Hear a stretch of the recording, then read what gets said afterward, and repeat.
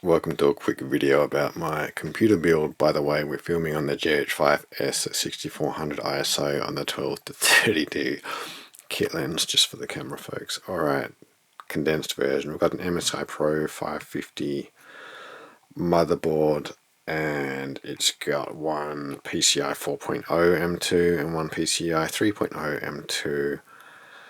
So yeah, decent board, not absolute best, but it's pretty good. We've got 64 gigs of RAM in the form of a pair of 32 gig sticks at 3200 MHz by Corsair.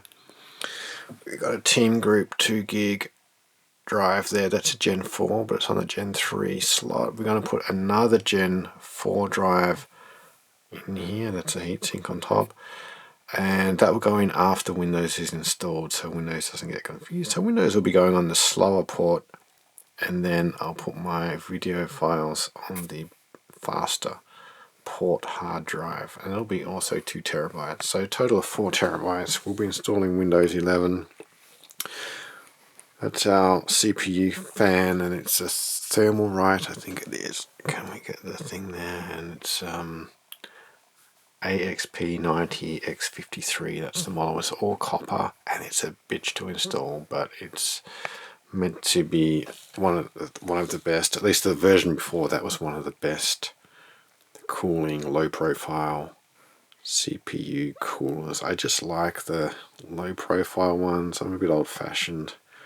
I don't like those huge towers, you know, especially when it's a vertical oriented computer. I don't know that I really like the torque of a really tall cooler falling down like that. No video card, but I'll be putting my 2070 Super in out of my other computer. We've got a 750 watt power supply, Cooler Master GX2. They're getting hard to get. I don't even know if they're making them anymore. Yeah, I had to go to a few different suppliers here. There's some hard to get stuff in this build.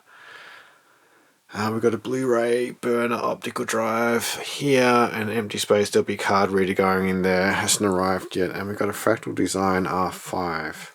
It's called a Define R5. And same as my case from my build 9 years ago.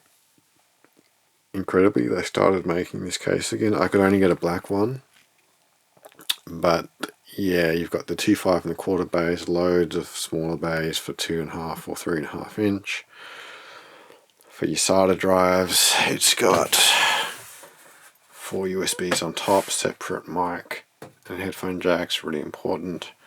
The front door, oops, you can actually put the hinge on the other side, so that's kind of cool.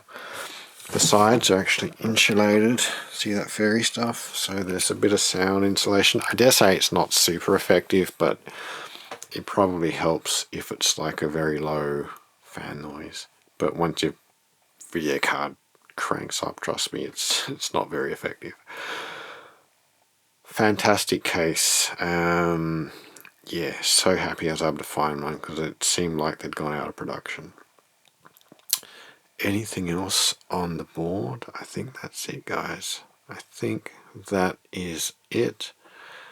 Yeah, we'll put in a video card, a second hard drive, and $1,500 we've spent on this so far. I'm not counting monitors or anything. But I think, you know, for that much RAM and, you know, 4 terabytes of hard drive, fully modular power supply, pretty good CPU. That was from AliExpress. And they ship it to you. I've lost everything. It just comes in a little plastic box about 4 inches long and 1/2 inch deep in a padded envelope. Anyway, hopefully it's just fine. All the reviews seem to indicate they're legit. So I won't go into the difficulties of the build, but basically the main issue was the cooler setup with the supports and brackets on the back and everything. Yeah, very awkward, because you paste up the CPU, then you got to push it on, and then this is done outside of the case, so this is just a motherboard on the bench, and then you sort of got to reach around and put the nuts on the other side. Well, it's awkward. What was I going to add? The only other thing is the little power and reset pins on the board. They're not actually labelled, so you've got to go to the manual of the motherboard to make sure you know where those are, which is one's a positive or negative for the LEDs and shit. I don't think for the switches it matters which way they go around, so that's just... yeah, we'll power it up tomorrow. It'll be running Windows 11, and or maybe power it up after the weekend once I work out how I'm going to get Windows on there. That's it, guys. Really happy with the case, and it should be a pretty good upgrade over my 6700K Intel Skylake 4GHz from 9 years ago. That's just a quad core. So thanks for watching.